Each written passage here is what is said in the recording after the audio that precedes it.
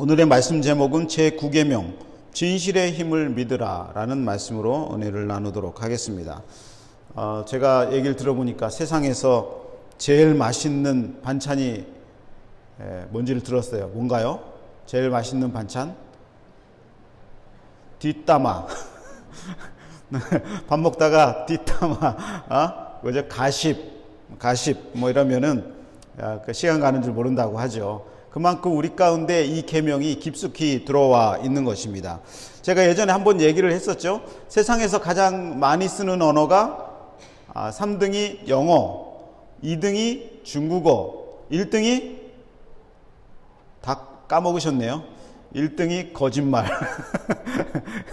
그러죠? 1등, 세상에서 모든 사람들이 다 거짓말을 사용한다고 하는 것입니다. 어떤 사람이 제가 길을 가다가 이제 야채를 이제 구입하는 경우가 있어요. 한국에서 야채를 구입을 이렇게 하는데, 물어봤죠. 이거 국산인가요? 이렇게 물어봅니다. 국산인가요? 물어봅니다. 그러면, 이거 국산이에요. 그러더라고요. 그래서 보니까 옆에 중국산이라고 써 있어요. 중국산. 근데 왜 국산이라고 했더니, 내가 중국입니다. 그러더라고요. 그러니까 그 사람은 국산이 맞죠. 그 사람은. 거짓말하는 게 아니죠. 참. 위트 있는 사람은 재밌습니다. 재밌어요. 이 중국 사람은 거짓말하는 것은 아니죠. 그러나 우리는 거짓말을 하지 않는 사람은 없다라는 것은 알고 있습니다. 마크 트웨인의 이 거짓말에 관하여라는 소설이 있습니다. 마크 트웨인 너무 유명한 소설가인데 이 소설의 내용은 이렇습니다. 12살이라고 하는 헬렌이라고 하는 너무 사랑스러운 소녀가 있었는데 두 고모 할머니 밑에서 자라나고 있었습니다. 어머님은 장티푸스라고 하는 그런 전염병에 걸려 있었고요.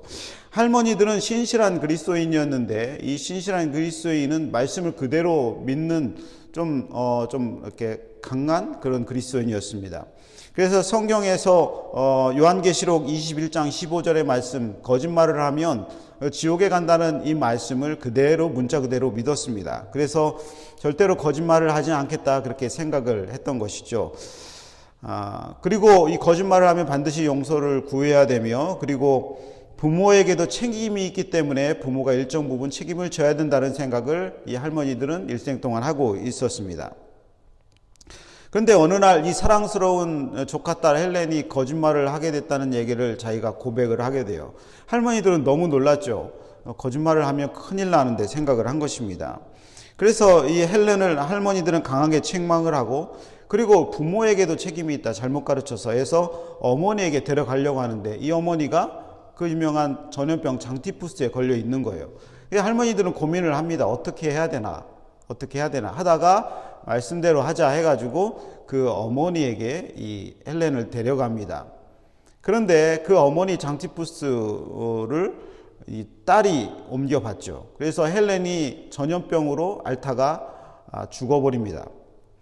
할머니들은 너무 큰 상심에 빠졌죠. 더 문제는 뭐냐면 이 어머니에게 이 딸이 죽었다는 얘기를 해야 되냐 말아야 되냐 그 얘기를 하는 것입니다. 고민을 많이 했는데 의사가 얘기를 하죠. 한 영혼을 구원하기 위해서 때론 선한 거짓말도 필요하다. 의사가 얘기를 합니다. 이 고모 할머니들은 고민하다가 어머니에게 얘기를 합니다. 헬렌이 잘 있어. 그렇게 얘기를 합니다. 헬렌이 건강하니까 너도 빨리 건강을 되찾아. 그래서 어머니는 너무 기뻐서 그것을 소망을 갖고 있다가 장티푸스에서 낫게 됩니다. 그런데 이 소설의 뒤에 보면 이 할머니들의 독백이 나오는데 얘기를 합니다. 나는 큰 거짓말을 했기 때문에 분명 지옥에 갈 거야.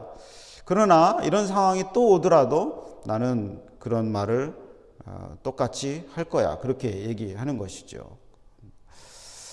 그러니까 거짓말로 지옥에 가더라도 딸 헬렌 어머니를 위해서는 이렇게 말을 할 거라는 얘기를 하는 겁니다. 그러니까 마크 트웨인은 무슨 얘기를 하냐면 이 거짓말에 대해서 다시 한번 생각해 보자라고 하는 것입니다. 이 소설은 저에게도 이 9계명 거짓말에 대한 고민을 좀 하게 되는 그런 소설이었습니다. 우리는 자주 이런 선한 거짓말을 많이 하죠. 저도 매일마다 이렇게 말합니다. 제 아내 보고 당신이 세상에서 제일 예뻐. 제가 미국에서 살아남기 때문에 이런 말을 한다는 것을 여러분 다 이해하시죠? 네. 거짓말을 하지 말라는 말씀도 이 목숨처럼 여겨야 됩니다. 그러니까 성경 한 구절 한 구절을 다 목숨처럼 여겨야 되는 것이죠.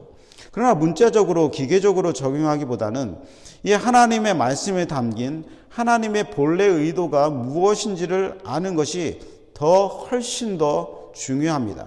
그러니까 하나님의 의도와 상관없이 말씀을 적용하면 그런 율법주의자가 되는 것이고, 그리고 경직된 아주 좀 꽉 막힌 그리스도인이 되는 것이죠.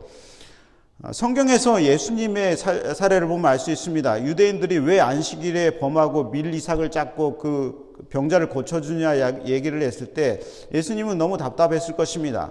안식일의 주인인 예수님이 안식일을 주신 목적은 사람들을 고치고 사람들을 회복시키고 사람들을 살리려는 목적인데, 그것을 외면하고 그 규율에만, 문자 그대로의 규율에만 매여 있는 사람들을 책망을 많이 한 것입니다. 그러니까 안식일의 본래 의미와는 상관이 없는 것이죠. 구계계명에 담긴 하나님의 마음이 무엇인가를 집중적으로 제가 연구를 해보고 공부를 해봤습니다. 그것은 뭐냐면, 모든 선조들이, 설교가들이 얘기한 공통적인 내용은 뭐냐면 이웃의 명예를 지켜라 한다는 것입니다. 그러니까 이 구계명, 거짓말을 하지 말라는 원래 목적은 뭐냐? 이웃의 명예를 지켜줘서 이웃을 사랑하는 말을 하라는 것입니다. 입술의 중요함을 말하는 것이죠. 그러니까 여기 성경에 보면 내 이웃에 대하여 라고는 말씀이 있습니다. 내 이웃에 대하여. 그러니까 내 이웃에 대하여 이웃의 이름을 존중하라는 겁니다. 그러니까 1계명부터 4계명까지는 하나님의 이름을 존귀하게 여기라는 것이고, 그리고 5계명부터 10계명까지는 그 중에 중요한 거짓말을 하지 말라는 얘기는 이웃의 이름을 존귀하게 여기라라고 하는 것이에요. 그죠? 제가 보니까 아직도 제가 미국에 이 신용이 없습니다. 신용이. 제가 핸드폰을 하나 좀 타려고 했는데 신용이 없다고 핸드폰을 구입이 안 돼요. 제가 자괴감이 들었습니다. 자동차를 사려고 해도 할부가 안 됩니다. 사려고 보니까 자동차 할부값보다 자동차 값보다 할부해서 내는 값이 더 2배가 비싸요. 그러니까 $10,000짜리 사려고 하면은 할부하니까 $20,000를 내라는 거예요. 이게 어떻게 삽니까? 신용이 없구나. 내 이름이 아직 이 세상에서는 존중함을 받지 못하고 있구나. 그런 생각도 하고 있었습니다. 그러니까 우리가 이 땅에 살면서 우리의 이름이 높아지는 것이 얼마나 시간이 많이 걸립니까? 한 자리에서 그 이름이 존귀하게 되는 것. 그러나 한순간에 그 이름이 땅에 떨어질 수 있는 것입니다. 어떤 일로요? 이 거짓말을 통해서 그렇게 되는 것입니다. 특히 강한 사람들은 자신의 이름을 잘 지킬 수 있습니다. 그러나 힘없는 약자들이라든지 너무 가난한 사람이라든지 아니면 때로는 어떤 사람들처럼 나그네 그냥 지나가는 사람들이라든지 아니면 남편과 아내를 잃어서 혼자 있는 사람들이라든지 부모님 없는 고아들이라든지 이런 사람들은 한순간에 그 거짓말 때문에 인생 전부가 매도당하는 그런 일이 벌어지는 것을 우리는 많이 보고 있습니다. 그러니까 하나님의 말씀은 특별히 이런 사람들을 보호하려는, 이웃의 이름을 보호하려는 의미가 큰 것이죠. 명예를 말하는 것입니다. 두 번째는 그리스도인들 뿐만 아니라 세상 사람들은 언제나 진실을 말하라고 하는 것입니다. 진실을 말하는 개인과 사회가 되어야 된다라고 하는 것이죠. 요즘 얼마나 거짓이 넘쳐납니까? 텔레비전을 봐도 그렇고 유튜브를 봐도 그렇고 진실을 말하는 사람이 바보입니다. 무조건 아니라고 발뺌하고 무조건 아니라고 얘기하는 그것이 당연한 사회가 되었습니다. 그러나 하나님은 손해보더라도 거짓이 아니라 진실을 말해서 세상에 이 진실이 강같이 흘러 넘쳐야 된다라고 말씀을 하고 있는 것입니다. 이 마귀라고 하는 이 마귀는 헬라어로 디아볼로스라고 하는데, 이 디아볼로스의 원래 뜻은 고소를 하는 자, 비난을 많이 하는 자, 거짓되이 비방하는 자, 그리고 입이 험한 얘기를 하는 자, 뭐 욕을 많이 하거나 거짓말을 하거나 비방하거나 이미 험한 자라는 뜻을 갖고 있는 것이죠. 그러니까 마귀의 이름에서 마귀의 특징들이 나오는 것입니다. 그러니까 이 거짓말을 한다는 것도 마귀의 가장 큰 특징 중에 하나라고 하는 것입니다. 예수님도 마귀는 거짓의 아비라고 요한복음 8장에 44절에 그렇게 기록을 하셨습니다. 그러니까 예수님도 마귀의 가장 큰 특징을 거짓의 아비라고 오죽하면 그렇게 말씀을 하셨을까요? 그러니까 마귀의 특징은 거짓을 무기로 사용한다는 것입니다. 그러니까 마귀는 어떤 것이든 거짓말을 넘쳐나게 하는 특징이 있는 거예요. 마귀가 역사하는 것은 거짓말이 넘쳐나는 것이죠. 거짓말이 많다라는 얘기는 그것에서 마귀의 활동이 아주 많다라고 하는 것입니다. 그러면 어떻게 됩니까? 그 공동체, 그 가족, 그 모임은 완전히 신용이 없는 불신하는 그런 모임이 되고 말 것입니다. 그러니 우리는 이 말씀을 통해서 언제나 지혜로운 진실만을 말할 것을 늘 결심을 해야 됩니다. 여러분, 하나님 말씀, 이 말씀을 통해서 결심하시기 바랍니다. 나는 진실을 생각하고 진실을 얘기할 것이다. 이것은 너무나도 중요합니다. 우선 성경이 금하고 있는 오늘 말씀하고 있는 이 거짓말, 거짓 증거에 대해서 몇 가지 알아보겠습니다. 어떤 것이 하나님 말씀이 말하는 것인가? 첫 번째는 험담에 관련된 것입니다. 한번 따라할까요? 험담이 알죠? 아까 얘기했던 그런 한국의 말로 뒷담화 이렇게 얘기를 하는데 그런 말도 좀 약간 좀 그렇게 좋은 말은 아니죠. 험담을 듣는 일은 일상이 되었습니다. 여러분 뭐 식사하는 곳에서 험담 한마디 안 하시나요? 그러기는 이제 불가능하죠. 말하는 중에 인간의 입술은 약하기 때문에 부지불식간에 할 수도 있게 되었습니다. 그러나 그것이 좋지는 않다라고 하는 것이에요. 내가 없는 곳에는 반드시 나를 험담한다. 그런 생각이 들 정도로 세상은 험담으로 가득이 차 있습니다. 그러나 험담도 명예훼손이 되는 것은 분명합니다. 심지어 예수님도 험담을 들으셨는데 어떤 험담을 들으셨냐면 예수님이 귀신이 들렸다라는 험담을 들으신 거예요. 예수님이 역사를 많이 하고 다니니까 저 사람은 분명 귀신이 들렸을 거라고 험담을 사람들이 한다라고 하는 것입니다. 그러니까 만나기만 하면 이 남의 험담을 하는 사람들이 있잖아요. 한두 번은 그럴 수 있는데 그러나 만나기만 하면 험담을 입에 산 사람은 친구가 되어서는 안 됩니다. 결코 인생에 도움이 되지 않는 것이에요. 그 사람은 반드시 그 사람이 험담을 다른 곳에서 하게 되고 내 이름은 떨어질 것입니다. 내가 하지 않았더라도 그래요. 근데 한 사람은 얼마나 떨어질까요? 그러니까 한 사람도 떨어지고 듣는 사람도 떨어지고 험담이라는 것은 우리 대화의 주제로 올리는 것은 결코 있어서는 안 됩니다. 저는 이 험담을 절대로 하지 않기로 아주 작정을 했습니다. 물론 하다가 실수로 나올 수도 있긴 하지만 그런 마음이 뜨끔뜨끔해요. 그러면 다시 말을 돌립니다. 이렇게 그게 아니었다라는 뜻이. 목사가 되니까 좋은 게 그런 것들이죠. 말씀을 맨날 묵상하니까 하나님 말씀이 적용이 잘 되죠. 잠언 10장 29절에 보면 이렇게 기록이 되어 있습니다. 두루다니며 험담하는 자는 남의 비밀을 누설하나니 입술을 벌린 자를 사귀지 말지어다. 잠언에 명확히 기록이 되어 있습니다. 험담하는 자는 남의 비밀을 누설하기 때문에 그 사람과 사귀지 말라라고 하는 것입니다. 두 번째, 이 거짓말 종류에는 진짜 거짓말이 있습니다. 거짓말. 하나님은 특히 이 거짓말을 싫어하십니다. 잠언 12장 22절에 보면 한번 읽어볼까요? 시작. 거짓 입술은 여호와께 미움을 받아도 진실이 행하는 자는 그의 기뻐하심을 받느니라. 그러니까 거짓 입술은 여호와 하나님이 미워하시는 것이죠. 그러니까 거짓말을 하는 사람은 스스로 그 말이 진실이 아닌 것을 스스로 알아요. 제가 해보니까 제가 압니다. 그러나 자신을 변호하기 위해서는 하게 되는 것이죠. 그리고 남을 무너뜨리기 위해서 하게 됩니다. 그러니까 자신의 처지를 변화하기 위해서 의도적으로 거짓말을 하고, 그리고 남을 무너뜨리기 위해서 의도적으로 거짓말을 합니다. 그리고 악한 습성 때문에 거짓말을 계속하는 것이죠. 왜냐하면 습관이 되어서 거짓말을 하는 것입니다. 그러나 하나님은 그것을 싫어한다는 것입니다. 한 가지 거짓말을 하면 그 한 가지 거짓말을 덮기 위해서 7가지 거짓말을 해야 되는 거예요. 그러니까 하나를 거짓말하면 그게 진실이야? 그게 사실이야? 물어보면 다른 거짓말을 또 해야 돼서 7가지가 붙는 것입니다. 그 7가지 중에 하나를 또 거짓말하기 위해서 또 7가지가 붙는 것이죠. 그러니까 인생 자체가 거짓말 인생이 되는 것입니다.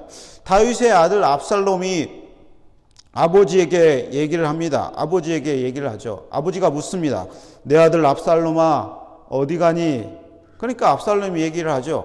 제가 하나님께 서원한 것이 있어서 하나님께 서원한 것을 갚기 위해서 내가 헤브론으로 갑니다 라고 아들이 얘기를 합니다. 그러니까 아버지가 잘 갔다 와라 얘기를 했겠죠.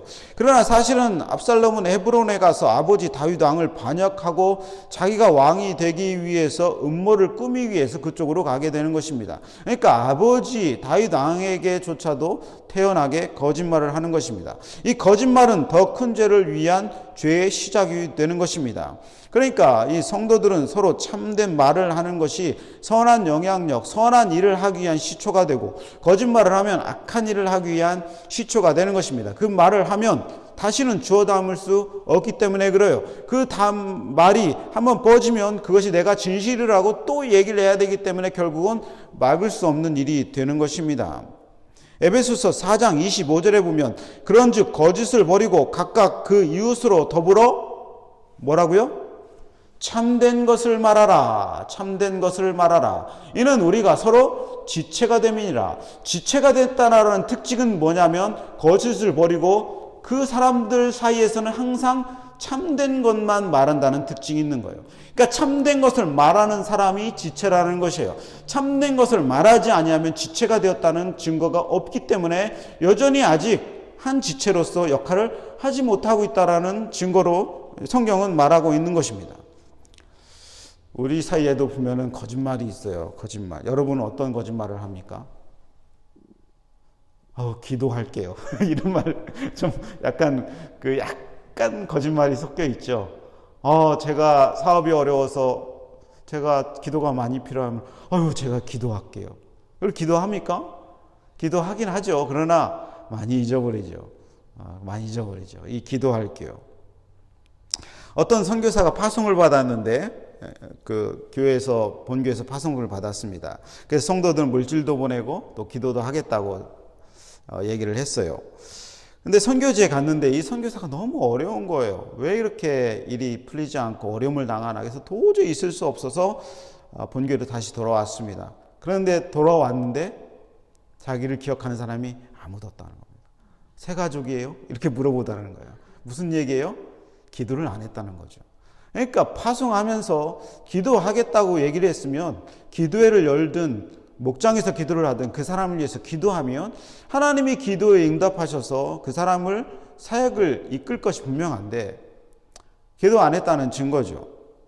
그러니까 우리 목장 모임에서도 얘기를 나누고 기도를 해야 됩니다. 목장 모임에서 어렵군요. 그런 기도 제목이 있군요. 급하군요 하면서 기도하겠습니다 하고 가면 잃어버립니다.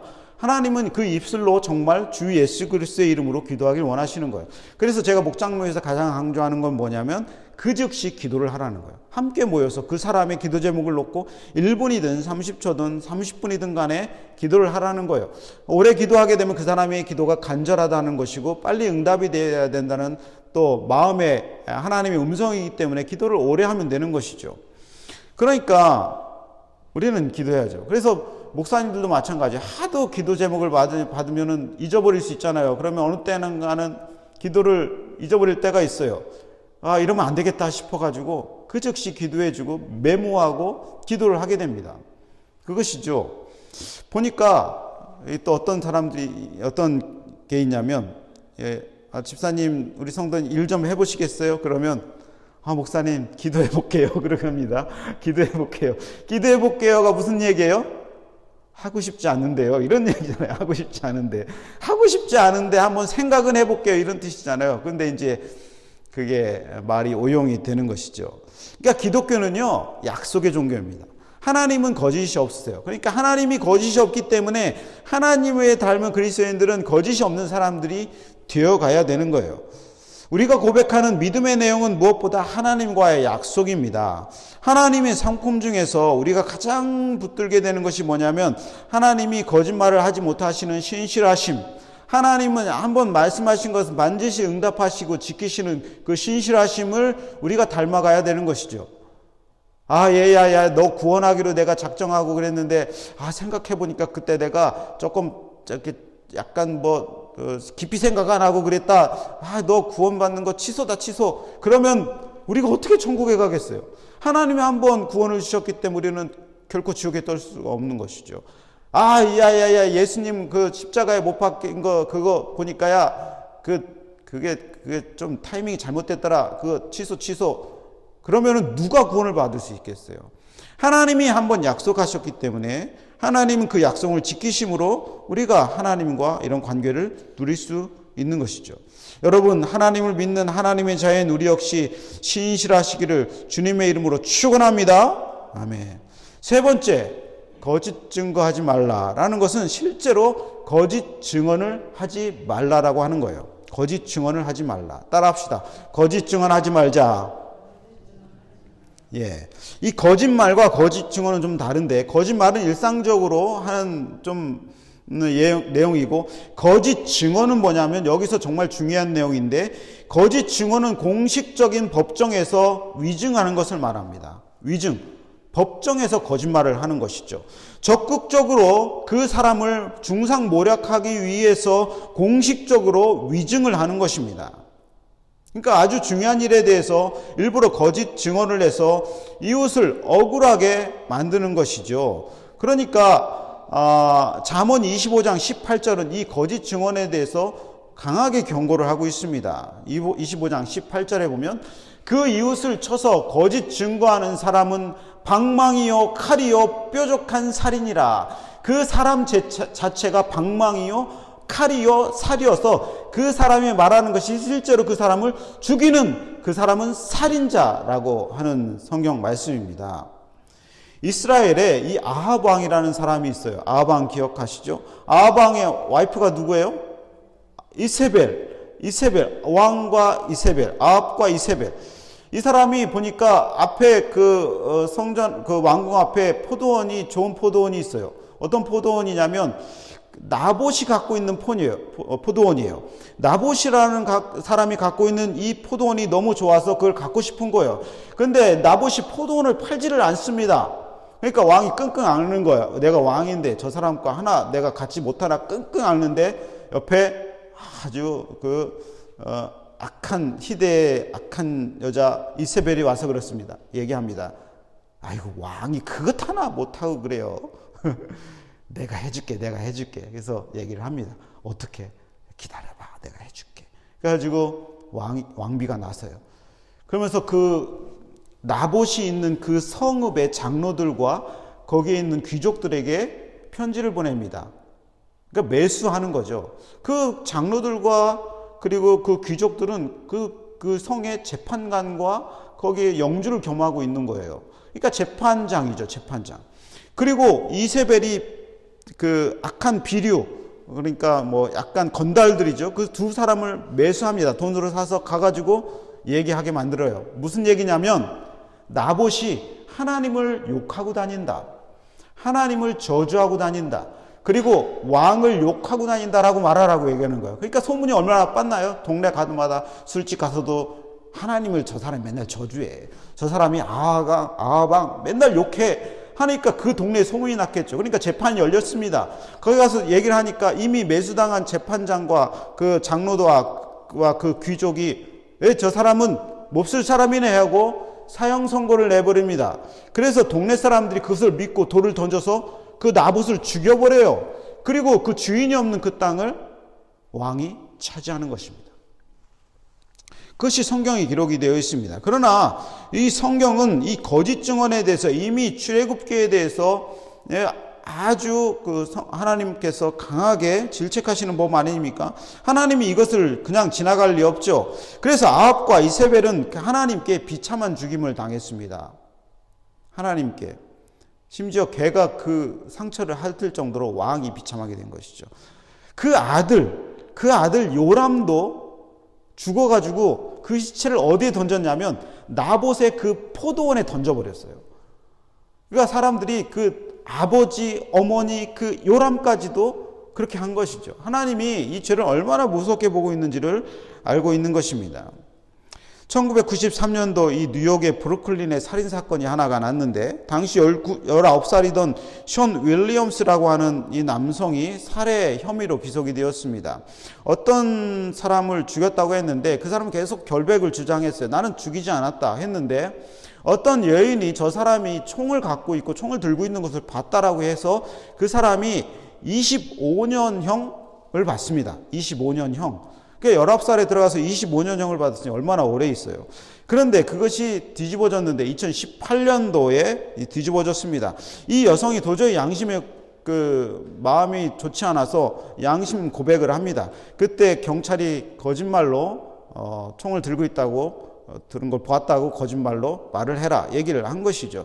그래서 이 윌리엄스가 2018년도에 풀려났고 올해 제가 뉴스를 보니까 윌리엄스가 $10,000,000 정도의 이 뉴욕으로부터 돈을 보상금을 받았다고 그래요. 좀 다행인 일이죠.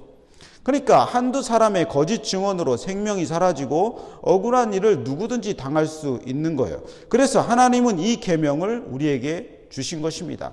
출애굽기 시대부터 인간이 일어나면 이런 일들이 비일비재할 것이기 때문에 그리스도인들이라도 세상 사람들이라도 거짓 증언을 하지 말아라. 거짓 증언을 하지 말아라라는 정확한 말씀을 이 십계명에게 주신 것입니다. 이 거짓 증언은 그래서 내 인생도 망칠 수 있고 이웃의 인생도 망칠 수 있는 가장 강력한 무기가 된 것입니다. 나와 이웃이 억울한 일을 당하지 않도록 하나님이 보호막을 우리에게 주신 것입니다. 오랫동안 쌓아올린 명예를 한순간 한날에 떨어지는 그 일을 방지하기 위해서 지켜져야 하는 명령인 것이에요. 하나님의 사람들이 신실하게 거짓말하지 아니하고 도적질하지 아니하고 살인하지 아니하고 부모를 공경해서 신실하게 쌓아올린 명예를 제9계명 한 계명 때문에 한순간에 떨어지는 일들이 얼마나 많이 있습니까? 이런 일이 없어야 된다고 하는 것입니다. 그런데 이 거짓은 매일마다 우리를 유혹합니다. 매일마다 유혹을 해요. 위기를 모면하기 위해서 얼마나 거짓이 우리의 입술을 달싹달싹 만듭니까? 거짓말을 하고 싶게 만듭니까?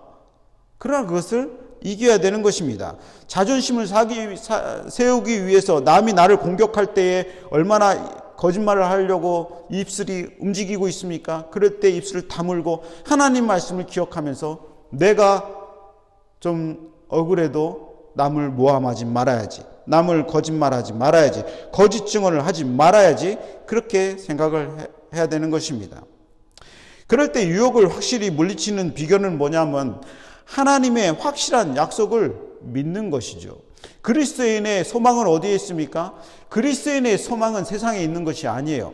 거짓말 때문에 나의 이익이 좀 증가하고 그것 때문에 나의 명예가 조금 올라가고 다른 사람들이 나를 멋있게 보고 하는 것에 소망이 있지 않고 오직 하나님 말씀을 믿는 그 말씀에 소망이 있는 것 아니겠습니까? 잠언 11장 3절에 보면 정직한 자의 성실은 자기를 인도하거니와 사특한 자의 패역은 자기를 망하게 하느니라. 이 말씀 한 구절만 봐도 하나님이 그 말씀 속에 우리를 어떻게 인도하신지를 기록해 놓으셨죠. 뒤에 공동번역에 보면 좀 더 제 마음에 이 말씀이 우리에게 잘 전달될 것 같아서 성경을 좀 써놨습니다. 읽어보겠습니다. 공동번역. 정직한 사람은 바르게 살아 앞길이 열리지만 사기꾼은 속임수를 쓰다가 죄꾀에 넘어진다. 정직한 사람은 앞길이 열리는 거예요. 왜 열려요? 하나님이 그것을 보시고 열어주시는 것이죠. 열어주시는 것입니다. 결국에는 천국의 끝까지 가는 사람은 누구예요? 하나님의 말씀을 정직하게 지키는 사람이 끝까지 가는 것입니다. 그러나 사기꾼은 그것이 죄꾀에 넘어지는 그런 속임수 때문에 자기가 인생이 망쳐지는 것이죠. 시편에도 그런 말씀이 있죠. 의인이 걸식함을 보지 못하였다. 의인은 항상 잘 된다. 그런 다윗의 시편도 우리는 기억을 하고 있습니다. 그러니까 하나님 말씀을 의지하는 사람은 하나님이 길을 열어주시는 거예요. 열어주시는 거예요. 이것을 믿으시기를 주님의 이름으로 축원합니다. 그러니까 하나님의 사람들은 이 계명을 중요하게 여겨야 하는 것입니다. 결론을 맺도록 하겠습니다. 결론은 무슨 내용이냐? 살리는 말을 하자라는 것입니다. 따라합시다. 살리는 말을 하자.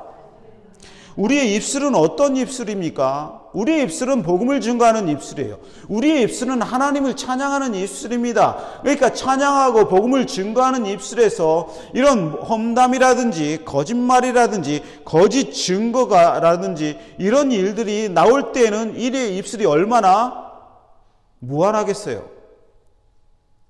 이웃이 거짓 모함이나 험담 등 거짓말로 여러분을 어려움에 처했을 때 우리는 어떻게 해야 됩니까? 그것을 똑같이 갚아주지 않고 그 입술로 우리는 하나님을 찬양해야 되는 것이죠. 하나님, 저 사람이 나를 모함하고 저 사람이 나를 거짓 증언해서 내가 정말 위태롭고 법정에 세워져 있습니다. 어떻게 해야 됩니까? 나도 그렇게 해야 됩니까? 하나님이 입술을 우리에게 주셨기 때문에 하나님, 그러나 하나님을 찬양합니다. 하나님이 역전하시는 하나님을 찬양합니다. 하나님, 이 잠언 말씀을 통해서 성실한 자가 하나님이 길을 열어주신다고 하셨으니 내가 오직 진실을 말하고 오직 거짓을 얘기하지 아니하고 오직 하나님의 영광을 위해서 살아갈 때 하나님 길 좀 열어주십시오 하면 하나님이 열어주시는 것이죠. 그것이 그리스도인들이 살아가는 방식인 것입니다. 마찬가지로 우리의 입술은 하나님을 찬양하면서 다른 사람을 살리는 입술로 우리에게 주셨다는 사실을 기억하기를 여러분 예수 이름으로 축원합니다. 여러분의 입술에서 나오는 일들이 살리는 말을 해야 돼요. 근데 제가 보니까 우리 교회 보니까 여기 있는 분들은 한 분도 예외 없이 정말 제가 듣는 데에서는 모르지만 그 말에 다 하나님의 영광이 드러나는 말을 하더라는 거예요. 농담을 하더라도 멋지십니다. 괜찮으십니다. 대단하십니다. 막 이런 말을 하고 그렇죠. 그러니까 하나님의 사람들은 그 사람을 향해서 저 영혼이 어떻게 하면 살려질 것인가, 저 가정이 어떻게 하면 살려질 것인가, 저 육신이 어떻게 하면 살아날 것인가를 생각하면서 말을 해야 되는 것입니다. 여러분의 말을 통해서 한 사람이 살려진다는 사실을 기억하세요? 여러분 한마디가 여러분을 다른 사람을 살린다는 말, 그것을 믿으세요? 제가 예전에 정말 어려웠을 때, 젊었을 때 어려움이 많잖아요. 작은 것에 상심하고, 전도사 시절에 얼마나 힘듭니까?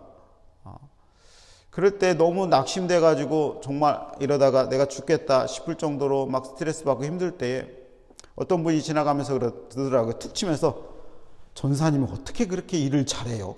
그러시더라고요. 지나가면서 한마디 하셨어요. 그랬더니 갑자기 이게 하나님의 음성처럼 들리면서 내가 그래도 지금 잘해왔구나 이렇게 생각을 하는 거예요.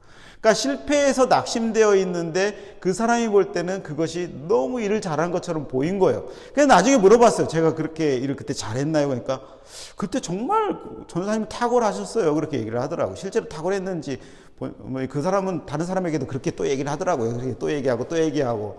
그런데 제 영혼이 살아났어요. 그래서 제가 목회자를 포기하지 않고 더 헌신적으로 일을 할 수 있었던 것을 봅니다. 여러분의 입이 남을 죽이는 말이라면 입을 닫으셔야 됩니다. 그것은 나에게 은혜가 되지 않고 내 영혼에 그런 좋은 꼴을 주는 게 아니에요. 나를 죽이고 다른 사람을 죽이는 거짓말입니다. 믿음을 말을 하세요. 비전을 말하세요.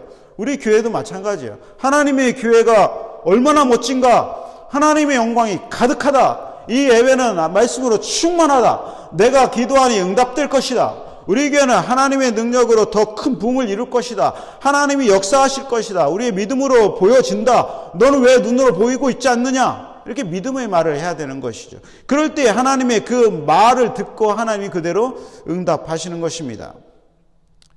작은 거짓말이 온 집을 태운다는 속담들이 있죠. 진실의 말을, 믿음의 말을 하나님이 들으시고 그것에 반드시 응답하시는 것입니다. 그래서 진실이 힘이 있는 거예요. 믿음의 말이 힘이 있는 거예요. 거짓은 사단의 힘이 있는 것입니다. 사단의 능력이 있는 거예요. 그러나 진실은 항상 우리를 승리하게 만들고 이기게 만들고 우리를 능력 있게 만드는 것입니다. 하나님은 진실을 다 아시는 분이세요. 하나님은 모르시는 것이 어디 있습니까? 하나님은 다 아세요. 하나님은 다 아시기 때문에 누구의 입술을 보시는 거예요? 진실을 말하는 사람의 입술을 주목하시는 것입니다. 하나님 나라에는 거짓이 발을 붙일 수 없습니다. 하나님의 교회는 거짓이 발을 붙일 수 없고 반드시 쫓겨나게 되어 있습니다. 이 집은 하나님의 집이기 때문에 그렇습니다. 내 안에서 거짓의 영은 당연히 쫓아나게 되어 있습니다. 내 영은 하나님의 성전이기 때문에 이 안에 하나님이 역사하기 때문에 거짓은 반드시 쫓겨나게 되어 있는 것입니다. 여러분 이 믿음을 가지시고 이 9계명 거짓 증거하지 말라는 이 계명이 여러분에게 능력이요 힘이 되시기를 주님의 이름으로 축원합니다. 이것을 지킴으로 말미암아 인생 가운데 길이 열려지는 경험을 계속해서 해보시기 바랍니다. 하나님을 찬양하는 입술이 되어보세요. 차를 운전하고 하다가 낙심될 때에 가요 듣지 말고 라디오 듣지 말고 찬양 하나 딱 들으면 그 순간 이 차 안이 성전이 되어서 내 영혼이 밝아지고 입술로 찬양하고 하나님의 영광을 드러내는 거 얼마나 기뻐하시겠습니까? 그러니까 아침 출근길이 기뻐지고 돌아오는 퇴근길이 기뻐지고 그러는 것이죠. 진실을 말하는 사람을 하나님이 주목하신다는 사실을 기억하고 우리 찬양하겠습니다.